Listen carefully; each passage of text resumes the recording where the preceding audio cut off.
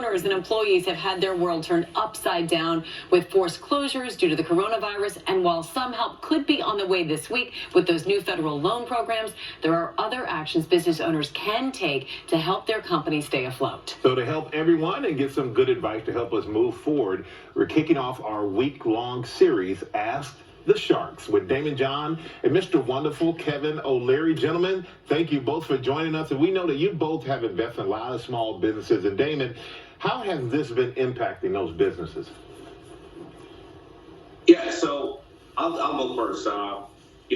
My businesses, of course, a lot of the small businesses have to worry now about, how they're going to keep their employees and how they're going to reduce costs. So initially what I'm doing in my company, as well a lot of my small businesses are doing, is they're asking their employees, what have they not done in the past and where do they see options for revenue? Because a lot of employees think like entrepreneurs, they're just entrepreneurs. And some of my best ideas that we're starting to implement right now came from people who've been employed in the company. They always have wanted to do this, and now here's their shot. And Kevin, what about you? I'm telling you, we have to survive. We have to keep ourselves open for the next 60 to 90 days. And we have to reach out to our suppliers. We have to reach out to our landlords. We have to reach out to our employees. The key is to keep the DNA of the business intact so that when we come back out of this incredible, unique situation, we have all the building blocks we started with to spring right back into business. And I did a Zoom call just like this on last Friday with all my companies, and we brainstormed together for 2 hours.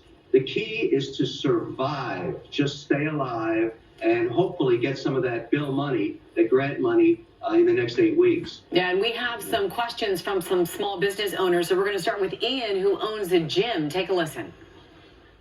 I'm the general manager of Brick New York, a boutique fitness gym based here in New York City. I wanted to ask your advice on how to avoid slipping into the red as a membership-based small business whose users are currently stepping away. All right, Damon, what can he do to stay afloat? Well, that's funny. I met somebody who's in New York City as well. They have a gym. They have been leasing out the equipment to their members who are now stuck at home, so they keep their membership price. And then they've been having all their trainers as well as themselves. They've been broadcasting from the empty gym or from home and doing Peloton type of lessons with their community because the community's already paying. You want to keep them healthy. Now they're going to have some equipment that you're not using. So I think that's one of the first steps that you can do to extend this access to your members while they're stuck at home. Kevin, what's your take? Go to the landlords, generally 33% of the cost of running a gym, and say, I need a deferral for 90 days. You can tack it on the end of my lease. And if he says no, tell him to call me. I'll post him to 4 million social media followers as somebody who's not playing ball. That'll get his attention. and guys, our next question comes from Tracy, who owns a pet spa. Take a look. Is it a good idea for small businesses that have had to close down to offer gift card sales for future use to bring income in now, or will this cause issues down the road?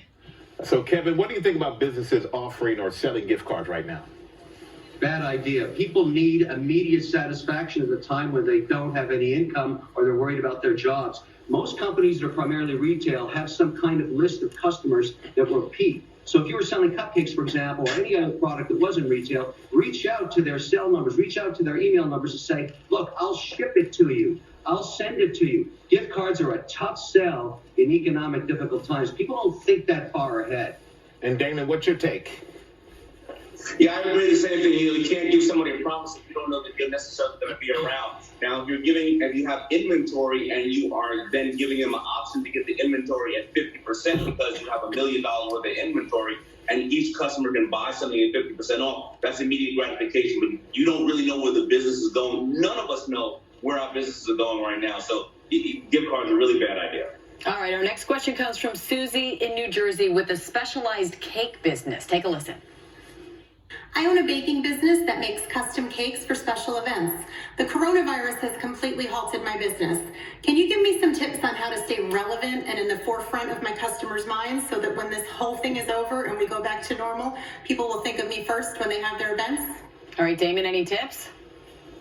Yeah, first of all, become the Rachel Ray or somebody where you're teaching this stuff on YouTube and on our channels. And how do you collaborate with other people that are already selling products and or goods to these people? Do you find somebody who are selling decorations and say, well, my cakes are 50% off if you add this to your mailing list, and so you can acquire new customers, but really give a lot of content where people can become the best baker they ever wanted to be once they get out of this situation. And when they're too busy to bake, because they follow you, they're going to just buy more and more cakes from you.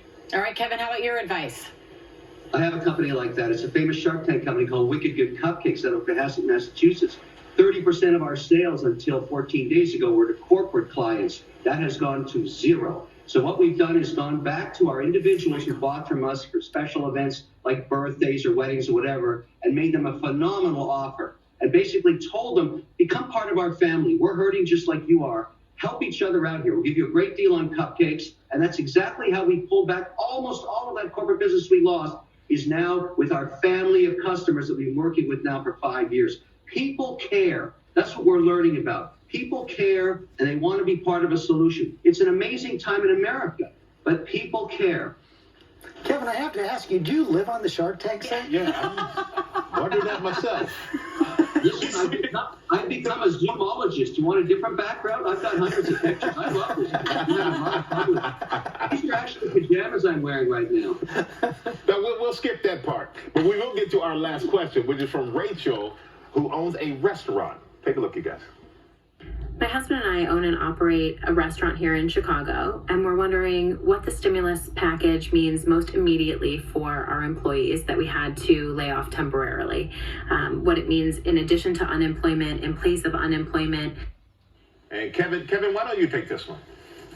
You know, here's the issue. If you're looking for that Jobs Act money, if you want to call it that, or the bill that just got passed, the whole intention of that bill from Feb 15th to June 30th is to keep the profile of your employees intact. Laying off employees may not be a good strategy. In other words, it's better to get everybody else to fund your business, keep your employees being paid for the next 8 weeks, and then go after that helicopter money the Fed's giving you. I don't like the idea of laying off employees. That's not what we're doing. We're making everybody else pay, our suppliers, our landlords, everybody else, until we can get this bill working for us with our regional bank.